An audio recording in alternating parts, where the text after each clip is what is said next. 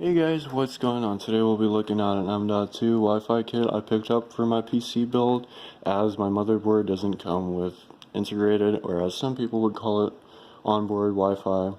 So let's take a look at some of the features here. Obviously we got Wi-Fi 6, as this is the AX200 chipset, and we got Bluetooth 5.2 and WPA3 security. And if we were to believe Intel's sales pitch here, 3 times faster than standard AC Wi-Fi and up to 75% lower latency and 4 times greater network scalability. You also get a low profile mounting bracket there as pictured. It's if you've got like a smaller form factor or a mini ITX. I don't have one of those, so I'm probably going to be using the bracket, the expansion slot bracket, slot cover, whatever you want to call it, that comes pre-attached with the wires, with the RF cables already attached to the Wi-Fi chip itself. Pretty nice.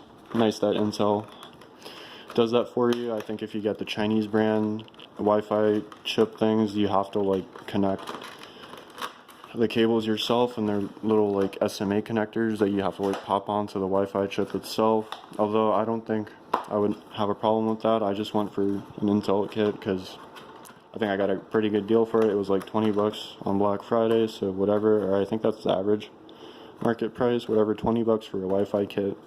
I just couldn't be asked to get an Ethernet extension cable and have it running around my entire apartment, even though you got like faster internet speeds and stuff like that, but I ain't too worried, and I think Wi-Fi is just fine for my needs, at least. So there's a couple variations of these Wi-Fi kits. I think originally I was going to get the Wi-Fi kit that you install.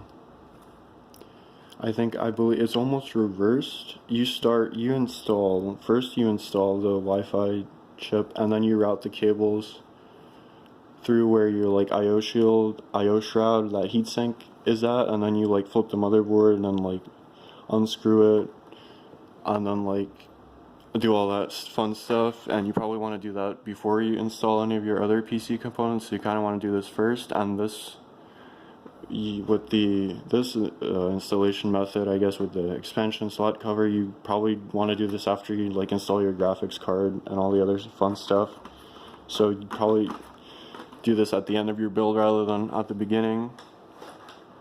Pretty interesting stuff. I probably should have read the product description, honestly. And here's our low profile mounting bracket that I won't be using because I don't have a small form factor or a mini ITX, so I could put that to the side, keep that for another time. Maybe I might build a mini ITX one day. Now we get our antennas. Sorry for not talking about them. I just kind of placed them to the side without saying anything. Pretty cool. Are they labeled Intel or anything? Got an interesting, some kind of patented design here, maybe? Yeah, what does it say? Optimized external. They're optimized, as you can see. Optimized for thicker Wi-Fi capabilities. Let's place that to the side there. And here we have the expansion slot cover with the golden contacts and the cables running up to our M.2 Wi-Fi chip. As you can see there, you got it. Intel brand. Flip that over. There we go. Pretty good stuff. You always want to read your motherboard manual and see what's up. One of the reasons I got this is because, let me grab my motherboard manual here and show you. My motherboard did in fact come with an M.2 Wi-Fi right next to the CMOS battery thing.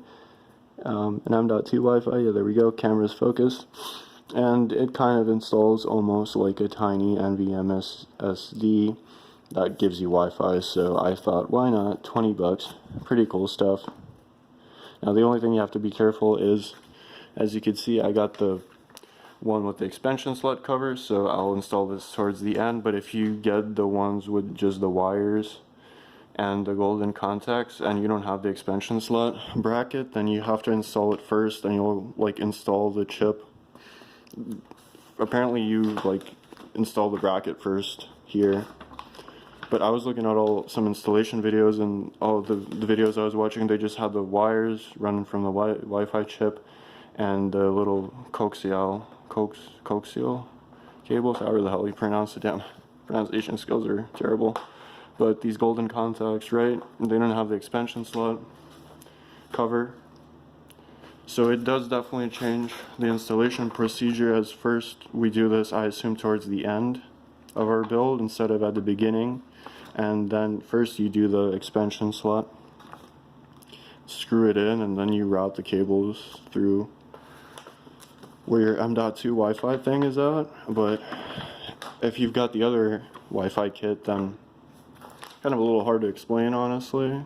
And I probably should have read the product description, but my fault for that. But I mean, it's pretty much the same, almost, kind of, sort of. I think this method is actually easier than having to like finagle with the motherboard and flip it over and then unattach that like IO shield, IO shroud heatsink thing, and then route those cables. So this is actually even easier for me, so I'm glad I went with Intel. I guess maybe if you go with like those Chinese brands, they're gonna have you do a little bit more extra work, but as a novice PC builder, I'm glad I went with the Intel kit, and that's the motherboard I'm gonna be using, the B650 Live Mixer by ASRock. Although I actually am sitting pretty close to my router, so, but I just don't want extra cables running around the house, you know. Rather just have Wi-Fi. So yeah, guys, thanks for checking out this video. Hope you guys learned something new today. Until next time, guys. If you guys decide to get a Wi-Fi kit and got any questions, feel free to ask them in the comments section. I'll try to help you out after I install this. But today was just an unboxing video, so catch you around some other time. Bye.